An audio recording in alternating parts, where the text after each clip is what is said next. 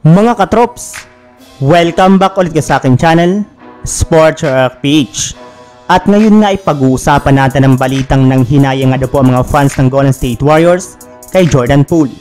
Pag-uusapan na rin nga natin dito sa ating panibagong video, ang balitang official na nga po nag-sign ng player, ang Los Angeles Lakers.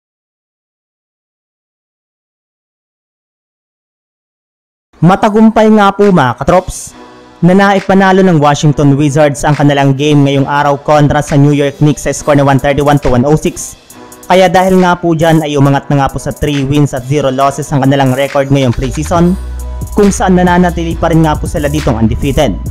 Ngunit hindi rin naman nga po nila yan magagawa kung hindi dahil sa pinakitang full party ni Jordan Poole sa kanilang game kontra sa Knicks. Sa pagtatala nga po niya dito ng 41 points, 5 rebounds, 2 assists at 2 steals sa kanyang 10 out of 19 shooting sa field goal at 6 out of 12 naman sa 3-point line. At nagawa nga po niya yan sa loob lamang ng 3 quarter, which is sobrang nakakamangha.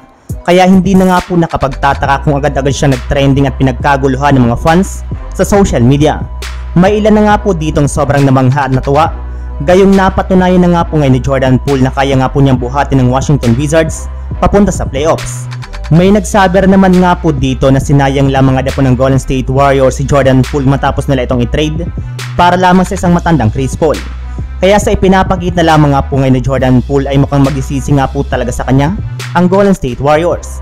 Pero para nga po sa inyong kaalaman mga katrops, isang malaking advantage rin naman nga po para kay Jordan Poole ang pagkakasali niya sa Wizards. Gayong dahil nga po dito ay mas malaya na nga po siyang gumalaw sa opensa, hindi katulad sa Warriors na nililimitahan lamang siya ni Stephen Curry. Samantala, dumako naman tayo sa ating sunod na pag-uusapan sa balitang official na nga po nag-sign ng player, ang Los Angeles Lakers. Ayon nga po sa binulgar na balita ni Michael Scotto ng USA Today, pinaperma na nga po nila ng kontrata ang kanilang pinakabagong player na si Louis King. As of now nga po hindi pa naman inilalabas ang detalye ng pinirmahan nitong kontrata, pero malaki nga po ang posibilidad na ito ay isa lamang exhibit and contract. Kaya dahil nga po dyan ay hindi pa naman nga po siya tuluyang makakasama sa official lineup ng Lakers at inaasahan nga po na maglalaro lamang ito sa kanilang G League team na South Bay Lakers. Para nga po sa inyong kaalaman mga katrops, si Louis King nga po ay nag-average sa G League last season ng 16.5 points, 4.7 rebounds, 5 assists at 1.5 steals per contest sa kanyang shooting na 46.5% sa field goal at 39.3% naman sa 3-point range. Nagtala pa nga po ito ng 20 points, 4 rebounds, 2 assists, at 1 steal sa isang laro nito sa Philadelphia 76ers, kaya mukhang malaki nga pong maitutulong nito sa Los Angeles Lakers. So yun lang mga katrops, ang handog kong story ngayong araw.